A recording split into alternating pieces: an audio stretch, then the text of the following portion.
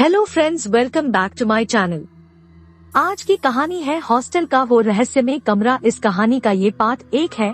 कहानी स्टार्ट करने से पहले आप लोगों से रिक्वेस्ट है, कहानी थोड़ी सी भी अच्छी लगे तो वीडियो को लाइक जरूर करना और अपने दोस्तों के साथ भी शेयर करना। तो चलिए कहानी स्टार्ट करते हैं।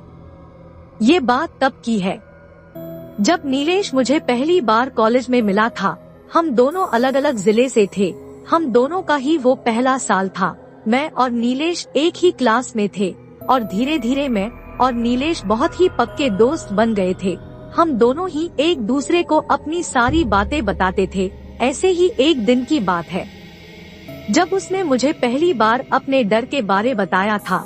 मैं आपको बता दूं, नीलेश एकदम निडर लड़का था। उसे किसी बात से डर नहीं लगता था। नीलेश हॉस्टल में रहता था और मैं अपने रिश्तेदार के साथ उनके घर पर रहता था। उस दिन नीलेश बहुत ही सहमा हुआ था। मैंने उससे कहा, जो भी हुआ है मुझसे बताओ, मैं तुम्हारा दोस्त हूँ। तब नीलेश ने हकलाते हुए कहा, भाई रात में जब मैं 1 बजे टॉयलेट करने के लिए उठा तो मैंने देखा कि एक काला साया मुझे देख रहा है जो मेरे रूममेट के बिस्तर के आगे खड़ा है। मैं उस काले साये को अंधेरे में देखने की कोशिश करने लगा और जब मैंने मोबाइल का टॉर्च जलाया तो वो साया अचानक से गायब हो गया। मुझे लगा ये मेरा भ्रम है और फिर मैं सो गया। लेकिन फिर जब मैं अगली सुबह उठा तो मैं हर रोज की तरह कॉलेज के लिए तैयार हो रहा था तो मैंने अपने बेंच पर देखा, मेरी किताबों पर काले काले धब्बे आ गए थे। लेकिन मुझे कॉलेज जाने के लिए देर हो रहा था तो मैं उस बात पर ध्यान नहीं दिया और कॉलेज के लिए निकल गया। लेकिन उस दिन मैं पढ़ाई पर ध्यान नहीं दे पाया। फिर मैं शाम को वापस हॉस्टल आ गया पर मैं बहुत थका हुआ महसूस कर रहा था। फिर मैंने सोचा चलो थोड़ा नहा लेता हूँ। फिर जब मैं नहाकर अपना शरीर टॉवल से पोंछ रहा था तो मैं देखा मेरे बाजू पर वैसे ही काले धब्बे पड़े हैं जैसा कि मैं सुबह किताबों पर देखा था। उसके बाद मैं डॉक्टर के पास गया ये सोचकर कि मुझे कोई एलर्जी या बीमारी हो रही है।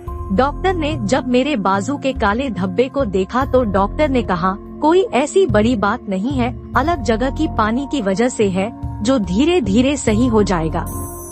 फिर मैं रिलैक्स हो गया और वापस अपने हॉस्टल आ गया। हर रोज की तरह मैं अपनी डायरी लिख रहा था। मुझे हर एक बात अपनी डायरी में लिखने की आदत है और उस समय मेरा रूममेट भी बाहर गया हुआ था। थोड़ी देर बाद डायरी लिखते समय मुझे एक आवाज सुनाई दी जैसे कि मुझे कोई बुला रहा है। 2-3 बार आवाज आने पर मैंने रूम का दरवाजा खोला और देखा हर किसी का दरवाजा बंद था और गलियारे में कोई नहीं था। फिर मुझे थोड़ा थोड़ा डर लगने लगा क्योंकि पूरा फ्लोर खाली खाली लग रहा था। फिर मैंने दरवाजे को बंद किया और अपने बिस्तर पर सोने चला गया। लेकिन फिर अचानक ही मेरे दरवाजे की खटखटाने की आवाज मुझे सुनाई दी। फिर मैंने डरते हुए दरवाजे को खोला तो मैंने देखा कि मेरा रूममेट बाहर खड़ा है। उसको देखकर मुझे अच्छा लगा, मेरी जान में जान आई। मैंने दरवाजा बंद किया और हम दोनों अपने अपने बिस्तर पर सोने चले गए। मैंने रात में सोचा ये सारी बातें मैं तुम्हें बताऊंगा और मैं फिर सो गया। सुबह उठा तो मुझे बहुत बुखार हुआ लग रहा था। फिर मैंने बुखार की गोली ली और कॉलेज चला आया और अभी तुमसे आकर ये सब बता रहा हूँ।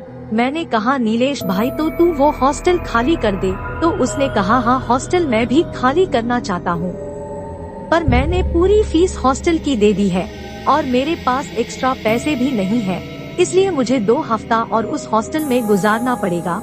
फिर मैंने कहा, तो नीलेश भाई बताओ मैं तुम्हारी मदद कैसे करूँ। तो नीलेश ने मुझसे कहा, भाई 2 हफ्ते तक तुम मेरे साथ मेरे हॉस्टल में रह लो। मैंने कहा, नीलेश मेरी गांव की टिकट आज की है। मैं तुम्हें बताना भूल गया था कि आज मुझे गांव जरूरी काम से जाना पड़ेगा। लेकिन नीलेश भाई तुम चिंता मत करो, मैं 1 हफ्ते में वापस आ जाऊंगा। फिर मैं तुम्हारे साथ हॉस्टल में रहूंगा। नीलेश कहता है मुझसे, ठीक है भाई तुम जल्दी आना। इसके बाद मैं नीलेश को छोड़कर अपने गाँव चला गया।